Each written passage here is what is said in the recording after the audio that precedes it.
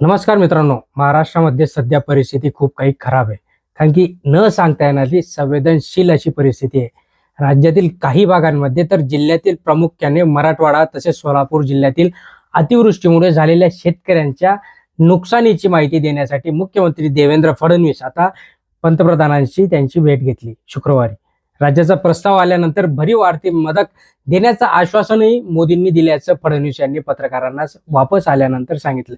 नेमकं काय घडलं, कसं झालं, काय नाही ते सगळं आपण या व्हिडिओच्या माध्यमातून बोलणार आहोत. शेवटपर्यंत बघा. आपल्या चॅनलला सबस्क्राईब केलं नसेल सबस्क्राईब करून ठेवा. लाईक करायला तर विसरत नका जा. बघा, जी काही मदत आहे ती 2 आठवड्याच्या आत देणार असल्याचं सांगितलं.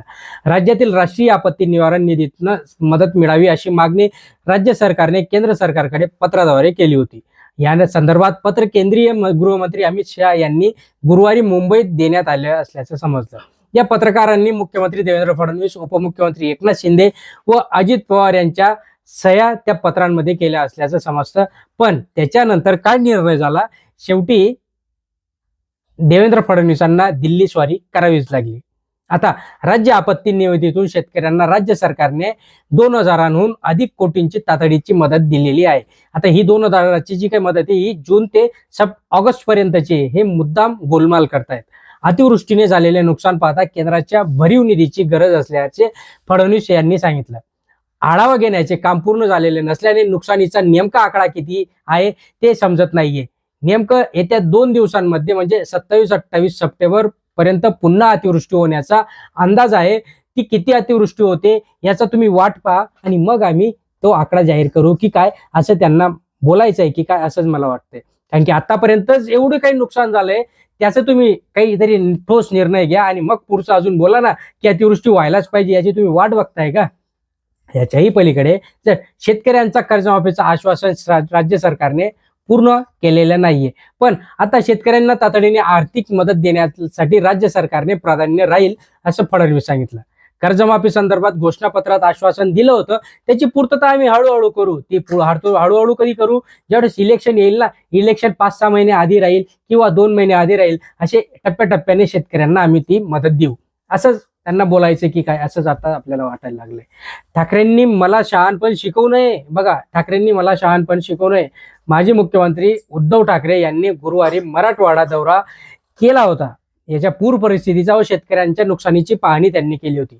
आता पंतप्रधान नरेंद्र मोदींनी मराठवाड्याचा दौरा करावा व केंद्राने पुरेसा निधी द्यावा, एकरी 50,000 रुपयांपर्यंतची मदत घोषित करावी, एवढंच त्यांनी सांगितलं होतं ठाकरेंनी. पूर परिस्थितीची पाहणी करण्यासाठी मोदींचा राज्यात दौरा होणार नसल्याने फडणवीस डायरेक्टली दिल्ली गेले. हे मोदीचं काम होतं की इथपर्यंत यायला पाहिजे होतं की एवढी जर नुकसान झालं, साध्या हेलिकॉप्टरने ज्या पद्धतीने मोदीने पंजाबची पाहणी केली होती हेलिकॉप्टरने, त्या पद्धतीने हेलिकॉप्टरने काय असे ना तसं आला असतं बाबा, वरतून बघितलं असतं की कसं काय नुकसान झालंय. तुझ्या घरात तर काही पाणी गेलं नाही, तुझ्या ते PM हाऊसमध्ये तर नाही गेलं ना, म्हणून तुम्हाला त्याचा हे काही फरक पडलेला दिसत नाहीये. आणि म्हणूनच आता या सगळ्या गोष्टींचा विचार केला उद्धव ठाकरे यांच्या तत्कालीन सरकारने. या सगळ्या गोष्टींसाठी कोरोना निधी असो, कोरोनाच्या काळात एवढं काही सहकार्य केलं. बरं झालं की कोरोना काळामध्ये देवेंद्र फडणवीस मुख्यमंत्री नव्हता. जर देवेंद्र फडणवीस मुख्यमंत्री राहिला असता तर अजून कित्येक लोक मेले असते, हेच आपल्याला या व्हिडिओच्या माध्यमातून समजतंय. कारण की ज्या पद्धतीने निर्णय घेण्यासाठी लगबग करावी लागते अशा वेळेस, आणि ते घेतले होते यांनी, कोणी, उद्धव ठाकरेंनी. पण देवेंद्र फडणवीस आज करू उद्या करू, आज करू उद्या करू आश्वासन दिलंय ते पूर्ण करणार. हरामखोर भाजप सरकार, या निर्लज्ज सरकार आहे, एकदम निर्लज्ज सरकार. लोक बरं झालं, खूप चांगलं झालंय त्या काळात उद्धव ठाकरे मुख्यमंत्री होते, नाहीतर संपूर्ण महाराष्ट्र, अर्धा महाराष्ट्र तर झोपलाच असं, असंच वाटायला लागलंय. कारण की यांचे निर्णय या स्वतःच्या सेफ्टी बरोबर बघून घेता, दुसऱ्याचं यांना काही घेणं देणं नाहीये. मित्रांनो, तुम्हाला काय वाटतं, देवेंद्र फडणवीस उत्तम का उद्धव ठाकरे उत्तम निर्णय घेण्यामध्ये?